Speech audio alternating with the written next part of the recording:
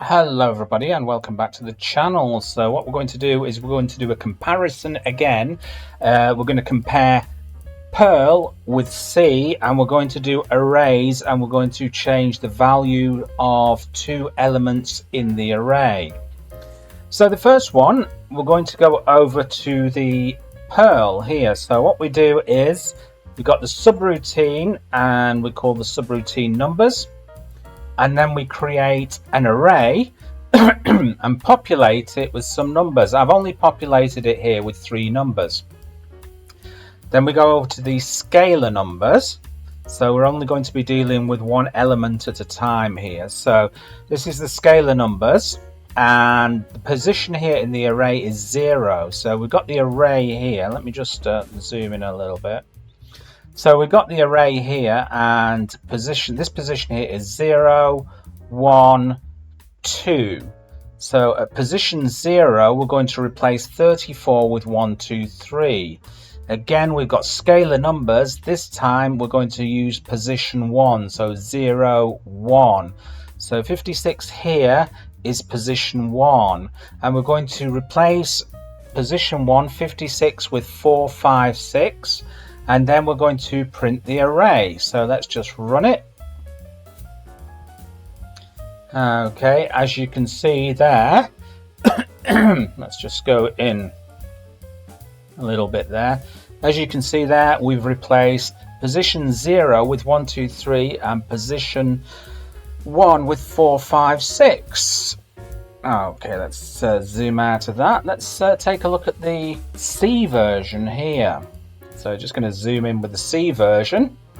So I've created the function here, or subroutine. Let me just zoom out a little bit. Yeah. Okay, so I have to start it with int, which stands for integer, because we're dealing with numbers. So I've called the array numbers, and I've assigned it 3 elements here, 78, 88, 99.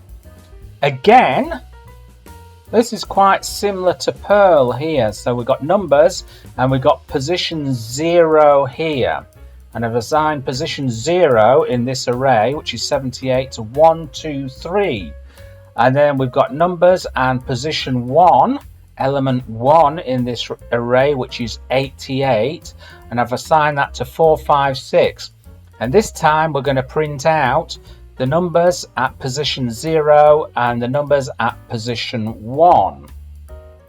And we use the printf command here, and we use this D here, which is, we use that for numbers, and then we use a slash, backslash there, and a new line, then numbers, and we have to print out the position here. We have to tell this array that we want to see the numbers at position 0, and we want to see the numbers at position 1, and then we simply do a return 0.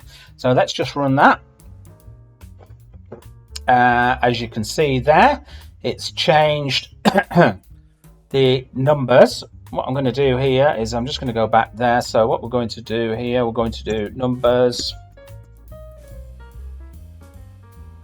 and we're going to do position 2 here, and I'm simply going to do something else. 5, 5, 5, ha ha ha.